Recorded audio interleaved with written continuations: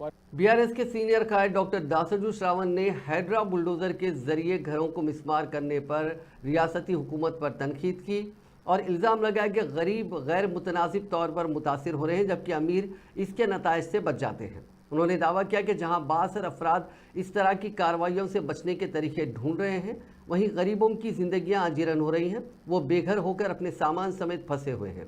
Twitter पर एक बयान में श्रावण ने शेखपेट हैदराबाद में तजावुजात के सिलसिले में कांग्रेस हुकूमत की बेअमली पर सवाल उठाया। उन्होंने सवाल किया कि बतुरकोंटा के तजावुजात के पीछे किसका हाथ है और क्या कांग्रेस कायदीन, जिसे रेवंत रेड्डी और रंगनाथ जैसे कायदीन इस इलाके में करोड़ों रुपयों की गैर कानूनी तामीरात को मुनहदिम करने की हिम्मत रखते हैं। उन्होंने कांग्रेस पर मजीद इल्ज़ाम लगाया कि वो ब्लैकमेलरों को आज़ादाना काम करने की इजाज़त देती है, जबकि खामोशी से कमज़ोरों से रिश्वत वसूल करती है।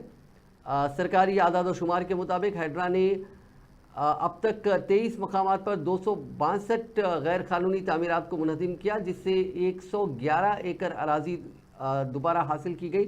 श्रावण ने नोट किया कि मिस्मार किए गए घरों में से 90% गरीब या निचले मुतवस्सो तबके से ताल्लुक़ रखते थे, जिन्होंने उन घरों की तामीर के लिए अपनी मेहनत से कमाई हुई रकम बचाई थी।